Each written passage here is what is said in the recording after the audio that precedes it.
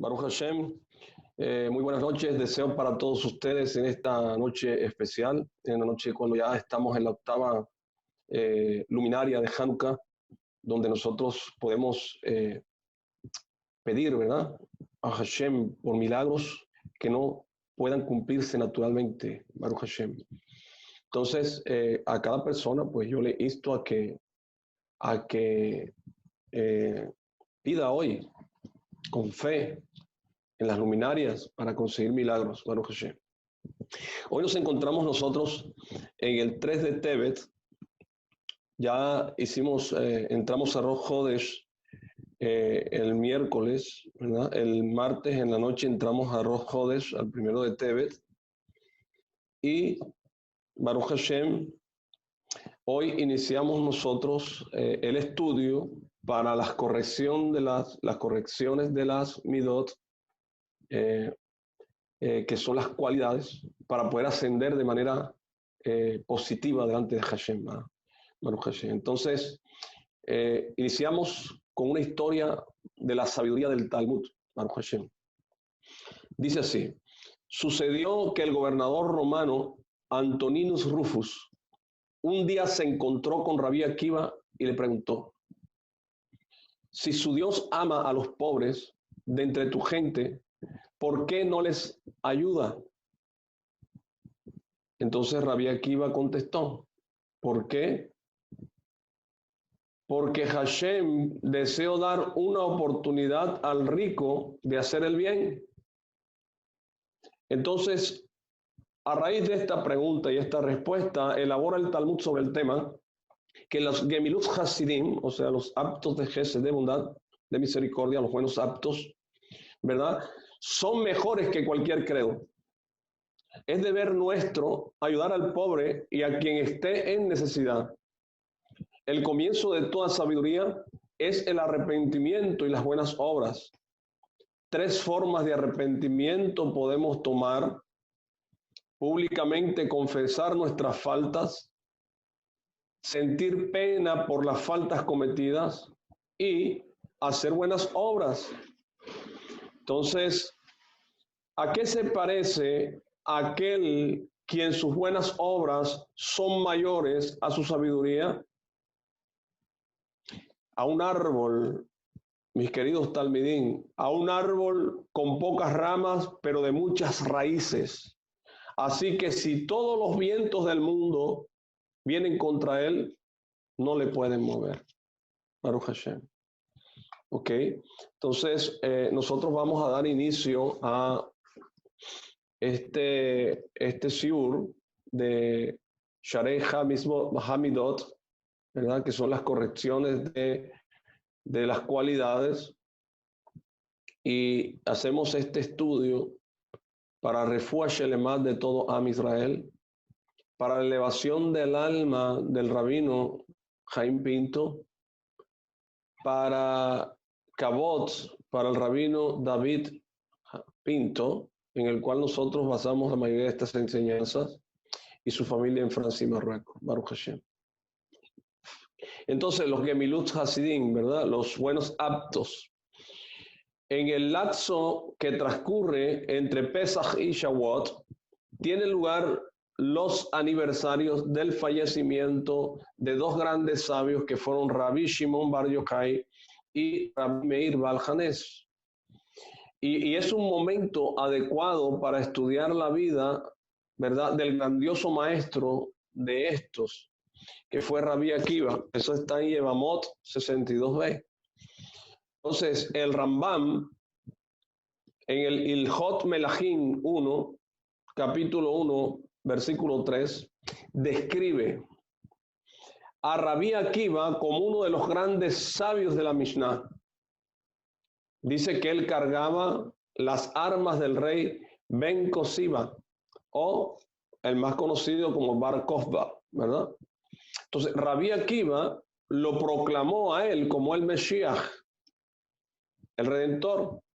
A pesar de que muchos de sus colegas se negaron a hacerlo, la prueba sobre la cual se apoyó Rabí Akiva para hacerlo fue el versículo que está en Bamidbar, ¿verdad? Bamidbar, capítulo 24, versículo 17, que dice, una estrella, Kohaj, ¿verdad? Kohaj, surgió de Jacob, el cual es traducido en arameo como Cosiba, surgió de Jacob. Cuando Rabí Akiva veía a Bar Kokhba, exclamaba, aquí está el Mashiach. Entonces, esto sí es una explicación, ¿verdad? Entonces, hay una pregunta, ¿cómo es posible que Rabí Akiva, que era más grande que Moshe Rabenu, ¿verdad? Eso lo dice Bamidbar Rabá, capítulo 19, versículo 6, y el Yalkut Shimon y Jukaf 759. ¿Cómo es posible, verdad, que pensara que Bar Kokhba era Mashiach? Entonces, él había visto que Bar Kokhba no se comportaba como era debido, e incluso que renegaba de la supervisión de Hashem sobre el mundo. A pesar de eso, Rabí Akiva llegó a cargar sus armas y a proclamarlo como el Mashiach. Entonces tenemos que entender por qué Rabí Akiva cargó sus armas y qué es lo que esto nos enseña sobre Bar Kokhba. Entonces, en el tratado de la Gemara, el Pesajim, capítulo 49b, dice que Rabí Akiva dijo, cuando yo era ignorante de la Torá, dije, tráiganme un Talmid Jajam para poder morderlo como si fuera un burro, ¿verdad? Entonces, Baruch Hashem,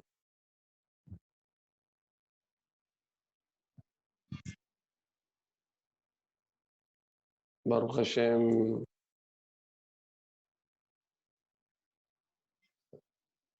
Baruch Hashem.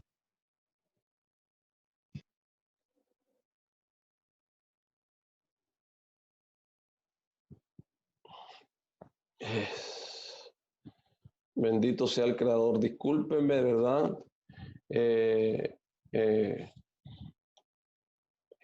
Discúlpenme esta interrupción, a veces sucede. Entonces, él decía, el rabino Rabí Akiva decía en Pesajim 49b, como está escrito, que él cuando era ignorante de la Torah, ¿verdad? Él decía, tráiganme un Talmid Jajam para poder morderlo como si fuera un burro, ¿verdad? Entonces sus alumnos le dijeron, Rabí, diga como un perro. Él le respondió, cuando el burro muerde, quiebra el hueso, mientras que el perro no quiebra el hueso. Entonces, cuando era un ignorante, Rabí Akiva odiaba tanto a los sabios que deseaba morderlos tal como muerde un burro que deja señales de su mordida. Aparentemente, ¿verdad? Rabí Akiva culpaba a los sabios por su falta de conocimiento de Torah. Entonces, él sentía que ellos no habían hecho todo lo necesario para acercarlo a la Torah, y por eso su odio era tan pronunciado. Entonces, ¿qué pasaba con esto? Que él creía que cuando la gente es ignorante y transgrede mitzvot, ¿verdad? Los culpables son los sabios del lugar, quienes no hicieron todo lo necesario para acercar a los ignorantes, ¿verdad? Entonces, esta clase de indiferencia lleva al odio gratuito y a las disculpas. Por ese motivo, cuando Rabí Akiva se casó con la hija de Kalba Shabua y fue a estudiar Torah, ¿verdad? Como dice Nedarim 50a, convirtiéndose en un sabio, él hizo todo lo posible por acercar a los demás, ayudándolos para que retomaran la buena senda. Como el tratado de Calar-Ramatí dice en el capítulo 2 que nuestros sabios relatan que Rabí Akiva adoptó un huérfano, hijo de un rasha, ¿verdad? Lo educó y le enseñó Torah hasta que éste creció y empezó a decir el Kadish por su padre. Entonces, gracias a lo cual se canceló el duro decreto que había sido emitido contra el difunto padre. Entonces, asimismo, cuando Rabí Tarfón le dio 4,000 dinares de oro a Rabí Akiva para que adquiriera una ciudad, ¿qué hizo Rabí Akiva? Tomó el dinero y lo repartió entre los pobres. porque era el encargado de la Sedacá, como dice Jerusalmi Maaser Sheni, capítulo 5, versículo 4. Entonces, estos actos que ilustran el amor intrínseco que sentía Rabí Akiva por la caridad y la bondad, por los actos de Gemilut Hasidim, ¿verdad? Los actos de bondad, de misericordia hacia el prójimo. Entonces él siguió el ejemplo de Moshe Rabenu, quien dedicó su vida al pueblo de Israel, ¿verdad? Moshe se entregó completamente al pueblo, tanto durante la esclavitud como durante la travesía del desierto. E incluso al subir a los Shamaim, ¿verdad? A los cielos, porque él subió allá cuando se enfrentó a los ángeles que no querían permitir que el pueblo de Israel recibiera la Torá, como dice el Tratado de Shabbat 88b. Entonces, mis queridos talmidim, el alma de Rabí Akiva era una chispa del alma de Moshe Rabenu, ¿verdad? Entonces, en vez de luchar contra los ángeles, él luchó contra los romanos, que querían que el pueblo de Israel olvidara la Torá. Y en estos tiempos nosotros de Hanukkah, que es el último día de Hanukkah, ¿verdad? Luchamos siempre en contra de aquellos que quieren dañar el alma del judío, olvidando sus misbot, ¿verdad? Que es lo que hace que el judío prevalezca anexado a su creador. Entonces, Rabí Akiva notó que Bar Kokhba manifestaba cualidades similares, ¿verdad? En cuanto a su preocupación por los demás. Él vio que Bar Kokhba trataba de unir al pueblo para luchar contra el enemigo. Entonces, al alentar él el amor incondicional entre el pueblo, Bar Kokhba ayudó a que se alejaran del odio infundado que había provocado la destrucción del Beit HaMikdash, ¿verdad? El odio gratuito. Bueno, eso está en el Tratado de Yomá 9b. Entonces, sin embargo, Rabí Akiva notó ciertas diferencias en Bar Kokhba y Rabí Akiva vio que no cumplía con las misbot de manera adecuada y que actuaba con crueldad cortando los dedos de sus soldados para probar su valentía, provocándoles defectos, ¿verdad? Eso está en Ha-Rabatí, capítulo 2, versículo 4.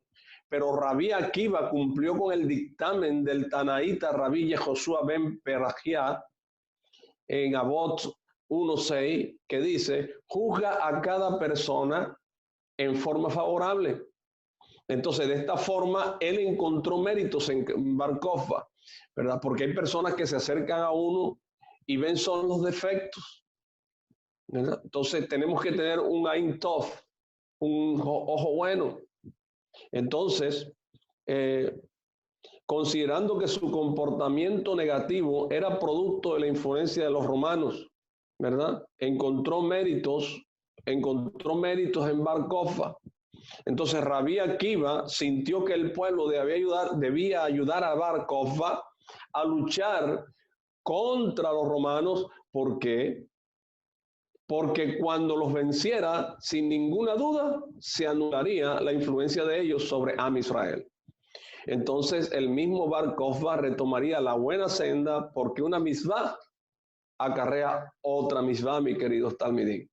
Si usted cumple una misvá a cabalidad, Hashem le va a colocar otra para que la cumpla también.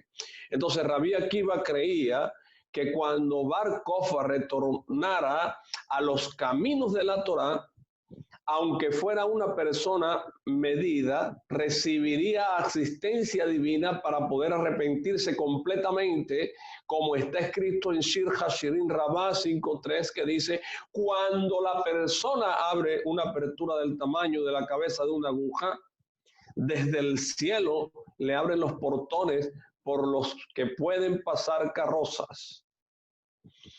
La persona tiene que empezar a acercarse a Hashem, realizando un pequeño cambio, y entonces, poco a poco, logrará alcanzar grandes alturas hasta llegar finalmente al nivel de una estrella, la cual alude a Jacob Avinu, ¿verdad? Entonces, por este motivo, Rabí Akiva describió a Bar Kokhba en el versículo Bamidbar 24:17, que dice, surgió una estrella de Jacob.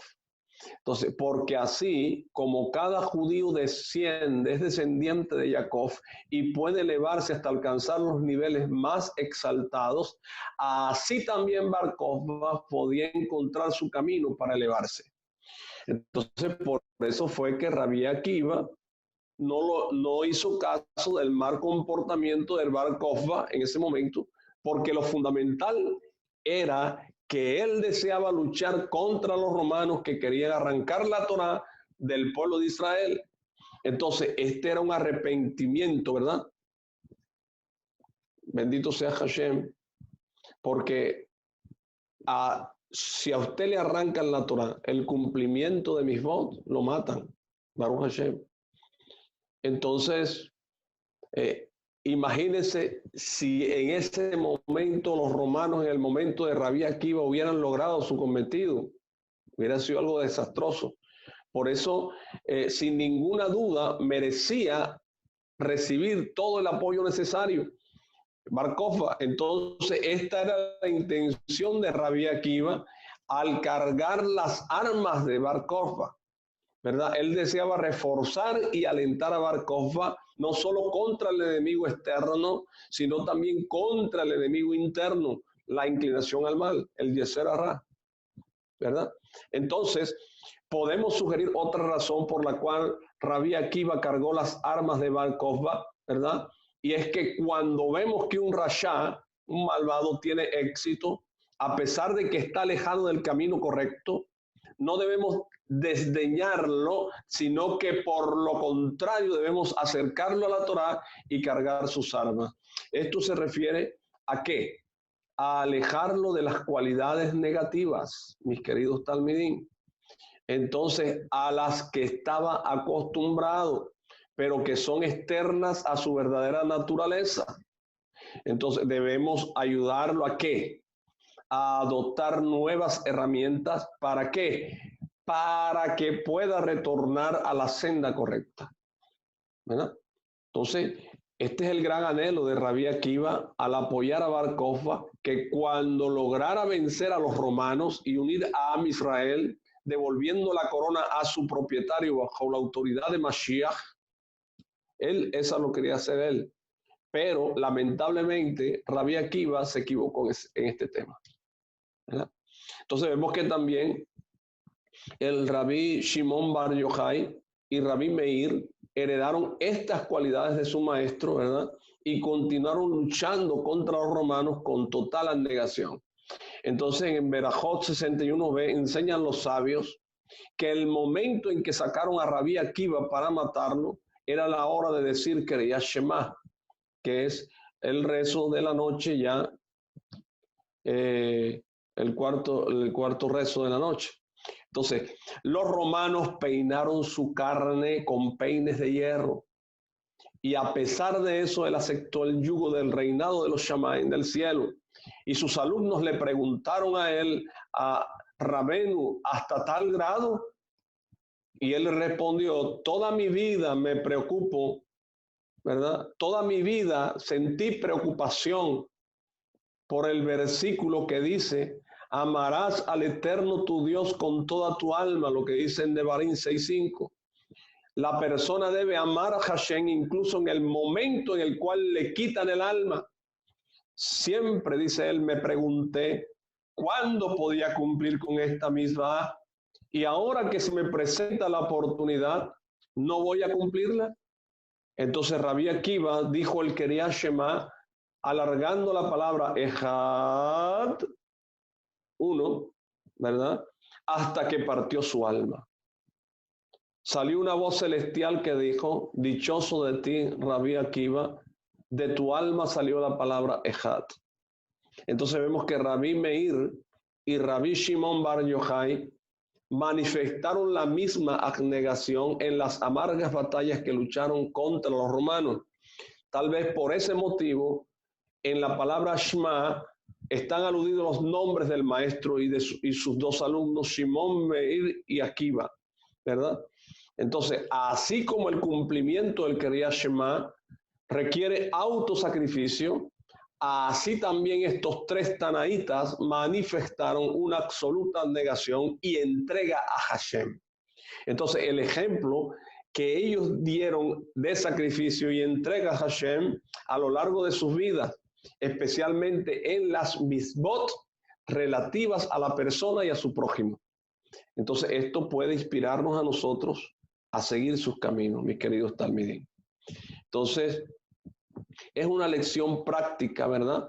Entonces, vemos que Rabí Akiva juzgó en forma favorable a Bar Kokhba, porque no vio lo negativo, sino lo positivo de esta persona, ¿verdad? Esos son actos de Gemilut Hasidim, actos de bondad, actos de Gesed, ¿verdad? A pesar de que éste no cumplía debidamente con la Torá, Rabí Akiva sabía que está prohibido rechazar a cualquier yehudí, a cualquier judío, ya que cada uno tiene el potencial necesario para retomar la buena senda y apegarse a Hashem, ¿verdad? Entonces, mis queridos talmidín, ¿qué quiere decir esto? Que la persona, a pesar de ser el hombre más malo de este mundo, un judío malo, a pesar de ser lo peor en este mundo, en el último momento tiene el poder para cambiar su vida al bien. Puede corregir su vida. Por eso la persona no puede juzgar a la otra. Ninguna persona puede juzgar al otro judío. Un judío no puede juzgar a un judío, porque el día que lo juzgue y ese judío cambie, el juicio que él lanzó sobre este se le regresa. Baruch Hashem. Entonces también nosotros debemos comportarnos de esa misma manera, como se comportó Rabí Akiva con Bar Kokhba, no viendo lo negativo, sino lo positivo de este hombre. Entonces, cuando vemos a un yehudí, a un judío alejado del judaísmo, no debemos despreciarlo, sino que por el contrario, debemos acercarlo. Entonces, sin ninguna duda, volverá a la buena senda, tal como dice Teilín 104:35, que dice, cesarán los pecados de la tierra y los malvados desaparecerán, entonces mi alma bendecirá a Hashem. Entonces, un buen nombre es mejor que el aceite más fino. El hombre en este mundo no se lleva nada. Yo a ustedes les contaba una historia de la sabiduría del Talmud en unos estudios anteriores, donde había una zorra que observó unas uvas muy suculentas y estaban con una cerca, estaba cercada con una muralla, las uvas, y la zorra buscó por dónde entrar y encontró una apertura y trató de meterse y no pudo. La zorra duró 3 días ayunando sin comer para poder pasar por el hueco. Cuando pasó por el hueco, comió todo lo que pudo sin descanso. Y cuando iba a salir, no pudo salir. Entonces tuvo que ayunar 3 días más para poder salir. ¿Y qué quiere decir esto? Que así como tú entras al mundo desnudo, así también desnudo te vas. Baruch Hashem. Y lo mejor que puede hacer un ser humano es hacerse un buen nombre en esta tierra, en este mundo. Porque el buen nombre es mejor que el aceite más fino. No el dinero, porque el dinero no es lo necesario en este mundo. Porque todo proviene de Hashem. Entonces está escrito en Kohelet Rabbah 12:14 que cuando la persona se va de este mundo, Hashem le dice a los ángeles servidores, vean qué dicen las otras personas sobre ella. Si dicen, actuó de acuerdo con la Torá, era una persona temerosa de Hashem. Su cama se eleva de inmediato. A la primera vista, esto no se entiende. Entonces surge una pregunta, ¿acaso Hashem, quien examina los pensamientos y los sentimientos más internos, como dice Irmiyahu capítulo 11:20, necesita los testimonios de los mortales?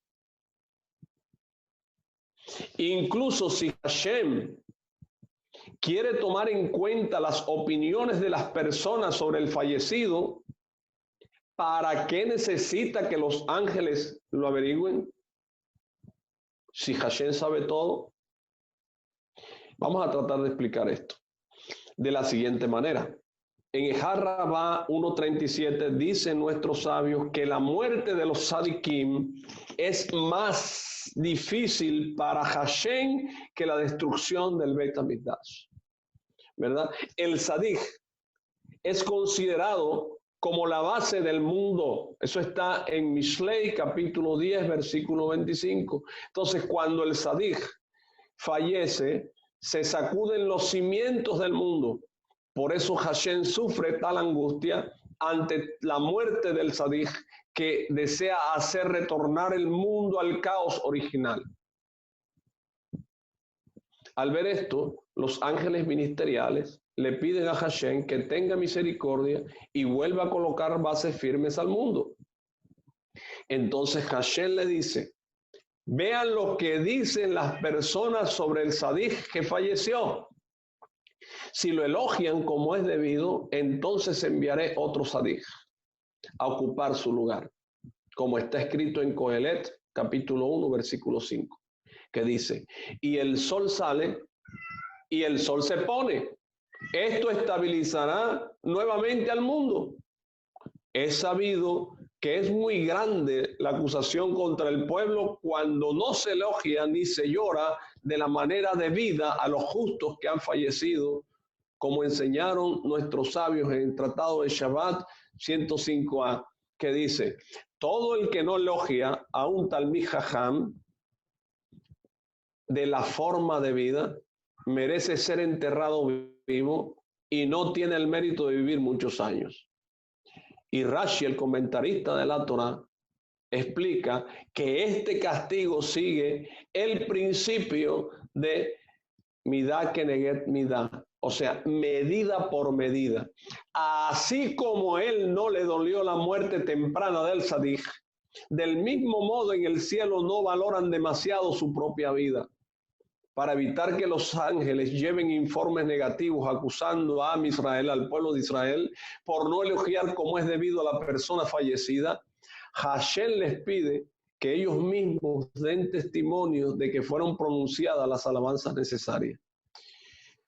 En el libro, en el Sefer Ex Ha'adat, el cabalista Rabbi Chaim Vital, discípulo del Arizal o del Ari HaKadosh, dice que cuando los ángeles encargados de dar testimonio del buen nombre del pueblo de Israel proclaman que falleció un Sadik, esto constituye por sí mismo una prueba de la rectitud de la persona que ha fallecido. Pero igualmente Hashem pide que traigan más evidencias para probar que el buen nombre de este Sadik ejerció una influencia positiva. Y esto está escrito en Coelet, capítulo 7:1, que dice: un buen hombre es mejor que el aceite más fino. Entonces, hay una pregunta: ¿cómo es posible comparar un buen hombre, algo que es intangible, con el aceite, que es una sustancia física? A través de sus buenos actos, o los Gemilut Hasidim, el Sadik logra transformar el concepto de un buen nombre en algo concreto y tangible. Vemos que la gente respeta y honra a las personas que tienen dinero e influyen más de lo que respeta a los eruditos de Torah.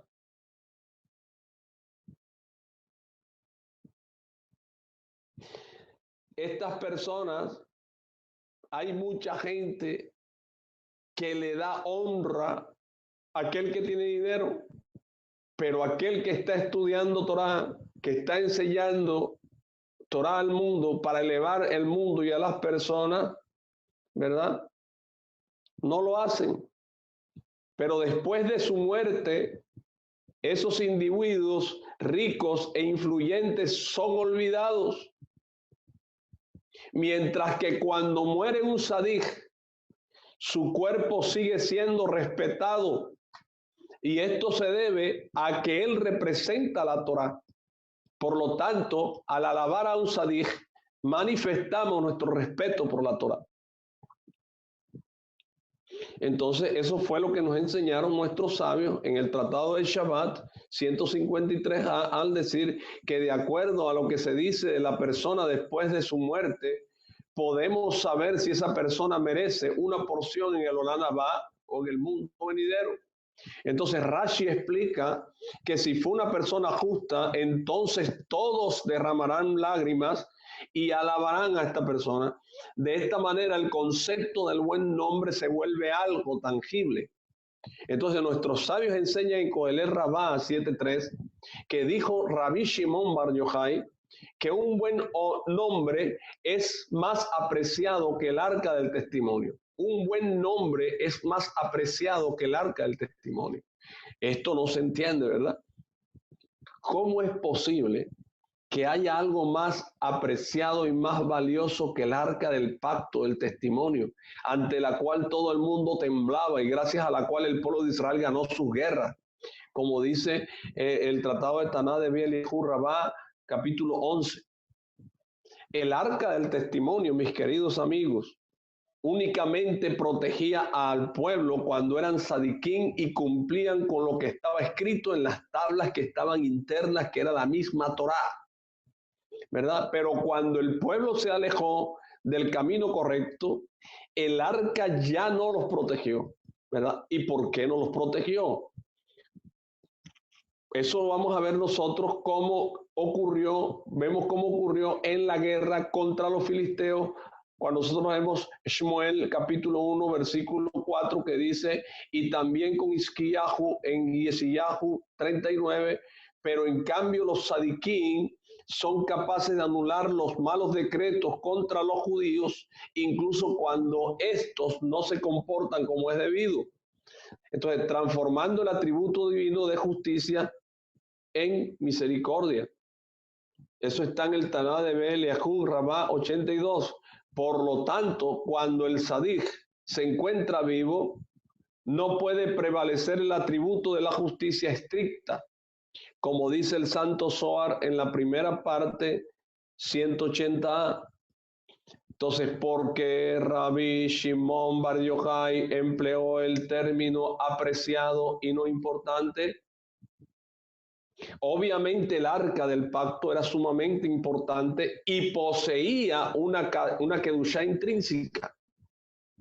Sin embargo, es el buen nombre de los sadiquín y los buenos actos que ellos realizaban lo que le permitía al arca proteger al pueblo donde quiera que se encontrara. Eso es lo más valioso ante los ojos de Hashem. ¿Qué se refiere a esto? Es como cuando usted tiene un aparato electrónico como estos que nos hacen llegar hasta su casa y vernos. Ese aparato es nada si usted no lo activa. Si yo no enciendo este aparato porque usted me está viendo, usted no me va a ver. Simplemente porque quien hace posible esto es la persona misma. Baruch Hashem. Entonces, grande es el estudio que conduce a la práctica. Entonces, en la reprimenda a los israelitas, ¿verdad? Antes citábamos a Yesiyahu, ¿verdad? Yesiyahu habla en forma muy dura y dice en el capítulo 1, versículo 11 al 15, dice, ¿para qué sirven tantos sacrificios? Dice el Eterno, estoy harto de los holocaustos de carneros y de cebos de animales cebados. No me complazco con la sangre de toros, ni de ovejas, ni de machos cabríos, cuando vienen a presentarse ante mí. ¿Quién les pidió eso para hollar mis atrios?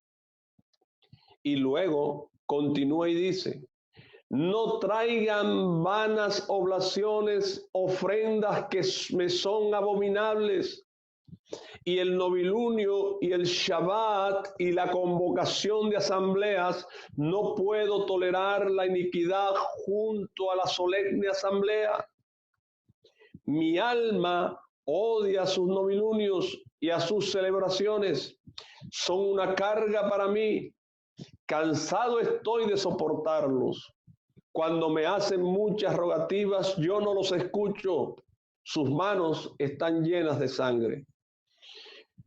Si nosotros escuchamos esas palabras, son muy duras, muy fuertes. Entonces, esto resulta muy llamativo porque es sabido que Hashem obtiene mucho placer de nuestros sacrificios y él siente satisfacción del hecho de que los israelitas vayan al templo. Él se alegra enormemente por los Shabbat y las festividades y también ama las plegarias de su pueblo. Pero aquí pareciera que Hashem no desea todo esto y que incluso le resulta una carga. ¿Cómo se entiende esto? Entonces, y sorprende también la manera en la cual el profeta se dirige al pueblo, ¿verdad? En Yeshayahu. Entonces, capítulo 1:10 dice, compara al pueblo de Israel con Sedón y Amorá, o sea, con Sodoma y Gomorra. ¿Acaso eran tan malvados como para merecer recibir ese trato? ¿Y por qué los comparó precisamente con Sedón y Amorá y no con otro pueblo? Entonces vamos a responder, vamos a tratar de responder a estas preguntas, examinando el reproche mismo. A continuación intentaremos explicar este punto. Entonces, Hashem rechazó las ofrendas del pueblo de Israel diciéndoles que en cambio debían ser justos con los huérfanos y las viudas, ¿verdad? El mensaje que les estaba transmitiendo era que la devoción que manifestaban a Hashem a través de los sacrificios en el templo, los rezos y la observancia de los Shabbatot y de las festividades de los Moadim no le brindaba a él ningún placer si al mismo tiempo no estudiaban Torah. Y esto se debe a que la Torah, mis queridos talmidín, nos enseña de qué manera debemos atender las necesidades de los más protegidos. Yo decía en unos estudios anteriores, en una entrevista que yo tenía con alguien que me entrevistó por YouTube, y decía, esta persona me preguntaba, ¿por qué es necesario estudiar Torah? Y yo le decía, es necesario estudiar Torah con una historia. Le respondía, hoy existen grandes aparatos tecnológicos que tienen un manual enorme. Y la persona coge las primeras páginas de ese manual y enciende y apaga el aparato y desecha el manual. Pero después el aparato va a seguir pidiendo cosas en la manera que lo va analizando y no va a poder seguir haciendo, viendo cómo funciona si no vuelve al manual, ¿verdad? Entonces la misma Torá es el manual del hombre mismo. Si usted hoy dice que es un erudito de Torá, usted que me está observando a través de este canal, si usted cree que ya se las sabe todas, déjeme decirle que no. Usted tiene que ir corrigiendo cualidades, porque esa cualidad de creer que las sabe todas es ego. Y necesita el manual, necesita la Torá para poder atender a esa necesidad egolátrica.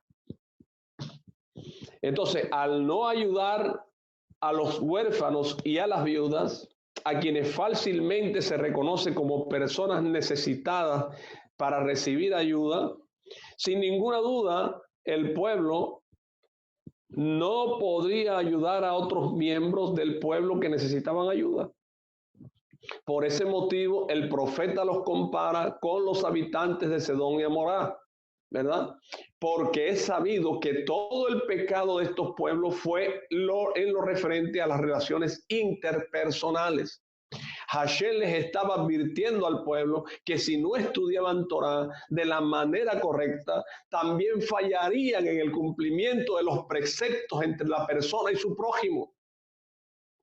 Porque es que si la persona no va al manual de él, a la Torah, está defectuoso, porque no sabe cómo dirigirse en este mundo. Entonces, aquí el profeta nos enseña que si no estudiamos Torah, no es suficiente con rezar largas plegarias, ni con observar el Shabbat, ni las festividades. Necesitamos saber qué es lo que Hashem espera de nosotros, de ti que me estás viendo ahora, y cumplir con su voluntad. Solamente a través del estudio de la Torah, mis queridos talmidín, la persona puede saber cómo debe comportarse, tanto en lo referente con su relación a Hashem, como en lo referente a la relación con su prójimo. Por eso el profeta Irmiyahu se lamentó, ¿verdad? En el capítulo 9, versículo 1 al 11, que dice, ¿por qué razón pereció la tierra? Esa es una pregunta que él hace ahí. Y responde, porque abandonaron mi Torah. Al no estudiar Torah es muy fácil transgredir sus leyes y cometer transgresiones en la relación con nuestro prójimo, ¿verdad? Incluso se puede llegar a caer tan bajo como los habitantes de Sedón y Gomorra, que no tenían compasión ni de los huérfanos ni de las viudas. Miren, talmidín, la Torah es el mapa que nos permite navegar y encontrar nuestro camino a través del laberinto de las pruebas que nos presenta este mundo. Por lo tanto, nuestro principal objetivo es estudiar y conocer y entender las leyes para poder cumplirlas correctamente. Nuestros sabios dijeron en Abot 1:17 que lo principal no es el estudio, sino la práctica. Y los sabios también enseñaron en Kiddushin 40b y Shir Hashirin Rabbah 2:5, grande es el estudio que conduce a la práctica. No debemos pensar que es suficiente con adquirir sabiduría en Torah, sino que debemos actuar de manera acorde con esa sabiduría. Hay muchas personas que estudian Torah y que pueden tener una sabiduría, pero están obrando mal. ¿Y cómo saben que están obrando mal? Cuando la Torah le va revelando cuál es la tecla que debe andar para que funcione. Por lo tanto, encontramos en la afirmación que hicieron los sabios en el Tratado de Yomá 9b respecto a la destrucción del segundo templo. En esa época el pueblo se dedicaba al estudio de Torah, a cumplir las mitzvot y a los actos de Gemilut Hasidim, a los actos de bondad. Entonces, ¿por qué fue destruido el templo? Si estaban estudiando Torah, estaban cumpliendo mitzvot, estaban haciendo actos de bondad. ¿Por qué? Porque había entre ellos odio gratuito. Miren, talmidín, el enemigo más grande que tiene Am Israel es su mismo pueblo. El mismo judío es el enemigo más grande que tiene el mismo judío. No acepta que otro esté haciendo algo que él no ha hecho. Entonces, todo el estudio de la Torá en esa época no les sirvió, ni les ayudó en absoluto. Mira, hay muchas personas que están yendo a la sinagoga, están rezando, están en la boda Hashem, están haciendo Gemilut Hasidim, están cumpliendo mitzvot, están dándose de acá, están dando todo esto, pero están secos en el alma. No te va a ayudar el que tú hagas esto si no rectificas, si no haces tikkun. Entonces, todo el estudio de Torah no les sirvió. A pesar de que ofrecían sacrificios en el templo, observaban los Shabbatot, los Moadim, las Lesinjá, de todos modos en el templo. ¿Qué pasó con el templo? Fue destruido también.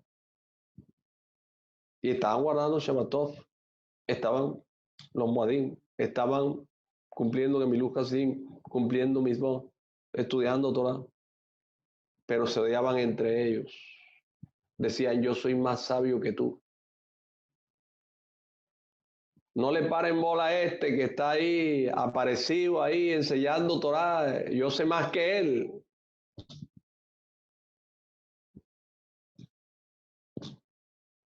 Así es la vida. Entonces, ¿cómo es posible esto? Porque en vez de estudiar para poder cumplir mitzvot y sus leyes, ellos utilizaban el estudio de Torah para objetivos egoístas.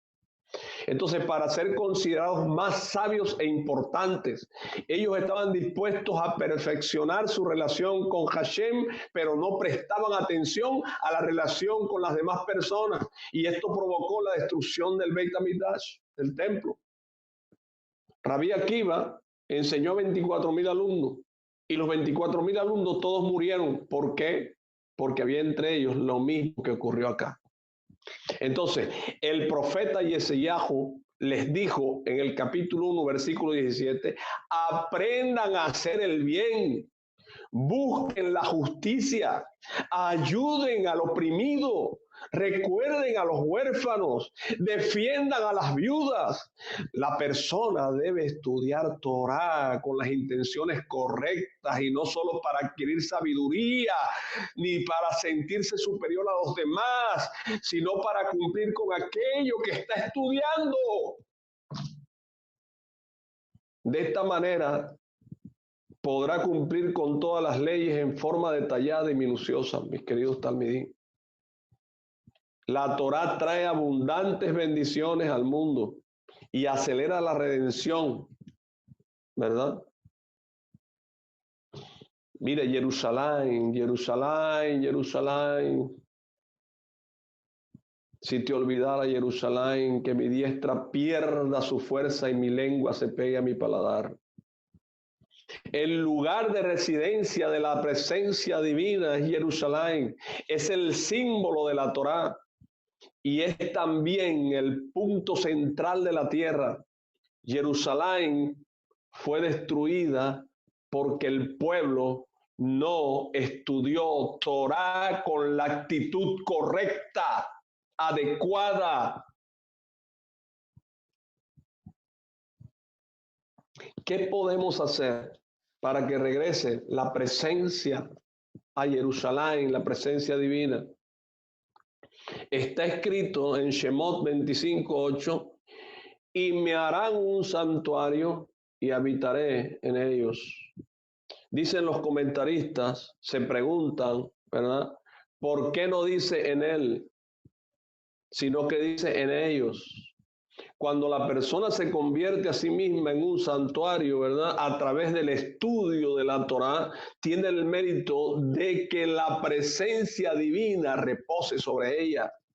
¿A través de qué? De los Gemilut Hasidim, de los buenos aptos. El pueblo de Israel, a través de los buenos actos, de las cualidades de los buenos actos, posibilita que Hashem habite en el templo, del cual proviene toda la abundancia y el bien a todo el mundo, en especial a Israel. El estudio de la Torá provee un conducto para que pueda bajar la abundancia celestial al mundo, porque el Sadik, el judío que es Sadik, sostiene el mundo.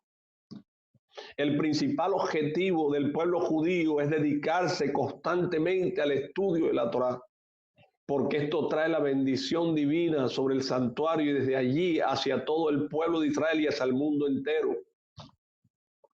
Pero que Hashem no lo permita, cuando los judíos descuidan el estudio de la Torá o cuando cometen una transgresión, entonces la inclinación al mal toma la delantera.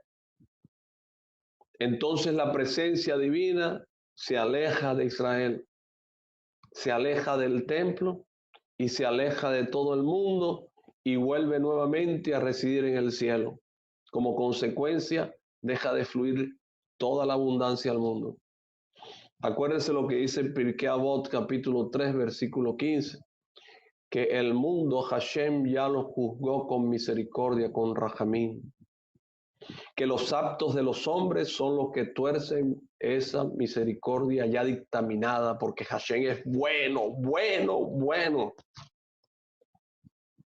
Entonces, en este sentido, nosotros podemos interpretar las palabras, pereció la tierra, de la siguiente manera. ¿Por qué? ¿Por qué cesa la abundancia en toda la tierra? ¿Por qué no hay abundancia en toda la tierra?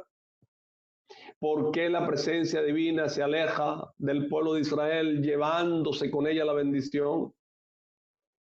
Porque los israelitas abandonaron la Torá. Por lo tanto, la rectificación consiste en que la persona vuelva a construirse a sí misma a través del estudio de la Torá.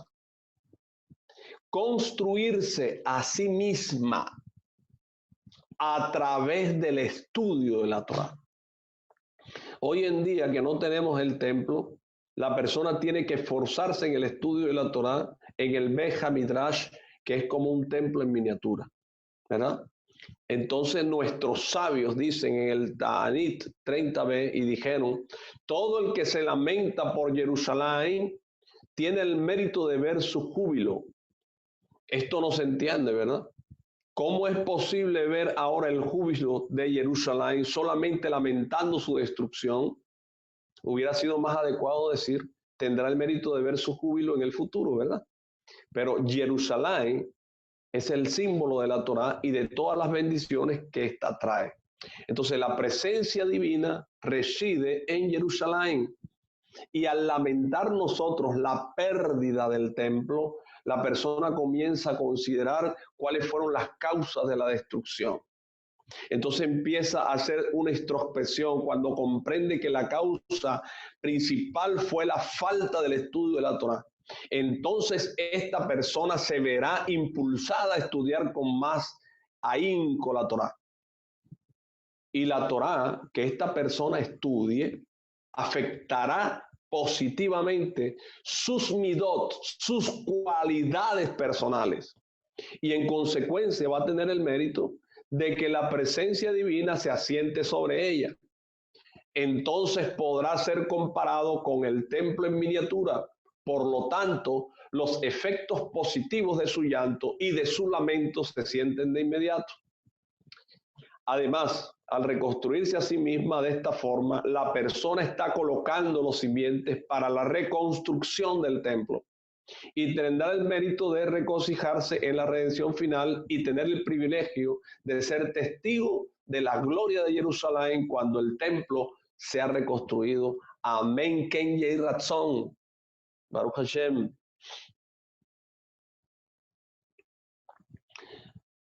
Nosotros tenemos que aprender a valorar el tiempo, ¿verdad? Vamos, ahí hay una carta abierta. Hay una plegaria en beneficio de todo aquel que estudie, ¿verdad?, esta carta, que tenga el mérito, el éxito este año y todos los años, tanto en los aspectos materiales como físicos, por el mérito de los antepasados del rabí David Pinto. Baruch Hashem. Hay ciertos conceptos, mi querido Talmidim, dice el rabino Pinto, en una carta que le escribe, que la voy a leer, en los cuales creemos nosotros los judíos, así se refiere. Esto incluye la existencia del Creador, la Torá y las Misbot. Y dice, los sadiquín, la recompensa y el castigo, el jardín del Edén y el infierno, el Mashiach y la resurrección de los muertos. Dice, también creemos en la vida eterna del mundo venidero después de los 120 años en esta tierra. Estas creencias nos obligan a realizar constantemente, dice él, un examen de conciencia sobre nuestros actos para no fallar en nuestras responsabilidades cotidianas. Entonces, es posible, mis queridos Talmidim, que una persona crea en todas estas cosas, pero que por fallar en cumplir con el esfuerzo necesario para merecer felicidad eterna, termine perdiendo todo lo que ha invertido durante su vida. Y esto puede ocurrir si no nos esforzamos por aclarar qué es lo que Hashem nos exige en la vida, ¿verdad? Entonces, lamentablemente, muchas personas tienen aspiraciones en la vida a las cuales se dedican con todo su ser. Su deseo es poseer un apartamento bonito, bien arreglado, un buen puesto en alguna empresa de prestigio. También desean hijos que sean médicos, abogados o ingenieros, ¿verdad? Dedican muchas horas planificando sus vacaciones. No obstante, el principal objetivo, el propósito mismo de toda la creación, es cumplir Torah y Misbot con todos sus detalles. Es un aspecto menor y secundario en las vidas de estas personas que nombré anterior, ¿verdad? ¿Por qué es así? La gente planifica todo esto y tiene por más pequeñito, por allá lejos, por allá, ¿verdad?, el cumplir Torah y Misbot. ¿Por qué es así?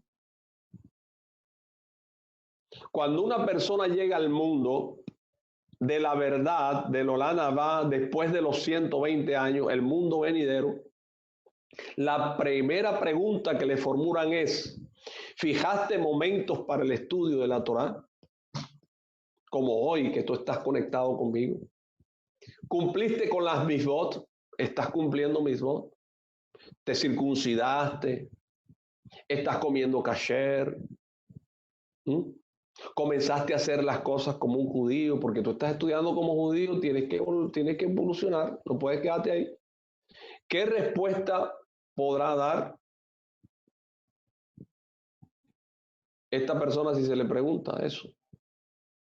Entonces va a responder esta persona que él tenía un pequeño departamento y se pasó la vida haciéndole renovaciones, que tenía un negocio chiquito y estuvo constantemente dedicado a expandirlo para poder mantener a su familia y casar a sus hijos. ¿Realmente piensa que estas respuestas serán aceptadas? Para todos los asuntos materiales y mundanos tuvo tiempo, pero nunca estuvo libre para el estudio de la Torá. A pesar de que toda la vida afirmó que creía en la Torá y cumplía misbot. ¿Acaso es posible creer en la Torá y en las misbot y al mismo tiempo no hacer nada? ¿No estudiar? ¿No cumplir con las misbot? Esta persona sigue los deseos de ¿qué? De su corazón, deseando las cosas que no debe, ¿verdad? Entonces, desdeñando la Torá y las misbot. Y esto prueba que su principal atención en la vida es engrandecerse a sí mismo y disfrutar de los placeres de este mundo. ¿Por qué? Porque es que el hombre este es un mundo material y está basado en este mundo material.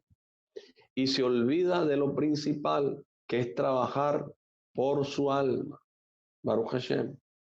Entonces, esta persona no atribuye toda la abundancia de bendiciones a su verdadera fuente. Manifiesta una falta de agradecimiento a Hashem sin devolverse o sin devolverle la más mínima porción de todas las bondades que recibió a lo largo de su vida. Todo esto será utilizado en su contra, ¿verdad? Esta persona no atribuye las abundancias y las bendiciones a su verdadera fuente, que es la Torah. Porque mire lo que le voy a decir, mis queridos también. Si usted dedica su vida a trabajar y a tener apartamento, a tener dinero en negocios y descuida la Torah, en el Olana va, usted va a ser más chiquitico que una hormiga, más chiquito que un microbio. Pero si usted estudia Torah y cumple mitzvot, entonces todo lo que usted esté estudiando y cumpliendo mitzvot, Hashem le va a organizar todo a su alrededor para que usted viva cómodo con su familia. Y no va a necesitar tener riquezas, porque todo le va a llegar. Entonces, dice el rabino Pinto que un hombre fue a verlo a la yeshiva, o sea, al lugar de estudio, antes de volverse millonaria esta persona. Esta persona dice que solía venir a estudiar Torah, pero a medida que sus negocios comenzaron a prosperar, fue dejando de cultivar el árbol de la vida, que es la Torah. Entonces, cuando lo vino a visitar otra vez, le preguntó cómo le iba en su nueva vida. Y él respondió: Rabino, por favor, discúlpeme por no venir más a estudiar y por no haber realizado ni una sola donación para la yeshiva a la cual le debo toda mi vida. Estoy en grandes problemas. Mi situación económica es muy mala. Esta semana he perdido casi la mitad de la fortuna que gané con tanto esfuerzo. Y tengo muchísimo miedo de volver a ser tan pobre como antes. Por eso le pido, por favor, que me dé una bendición o tal vez un buen consejo para no seguir perdiendo dinero. Y el rabino le respondió: a ti te preocupan todos los bienes que perdiste, pero no te preocupan todos los días que no estudiaste Torah. No te preocupan todos los días que no te pusiste tefilín y no rezaste.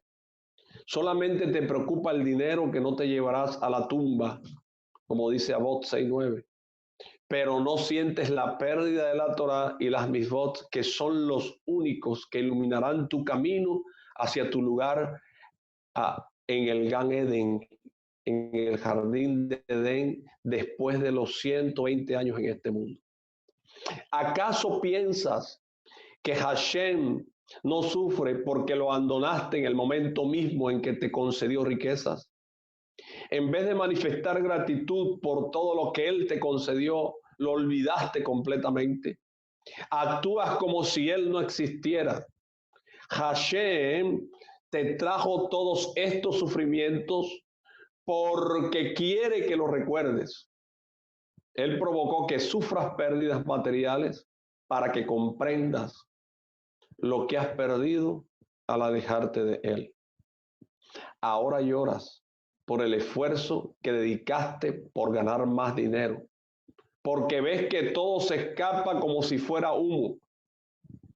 ¿Por qué no lloras por los días que pudiste haber llenado con el fuego de la Torah y de las mitzvot? Baruch Hashem.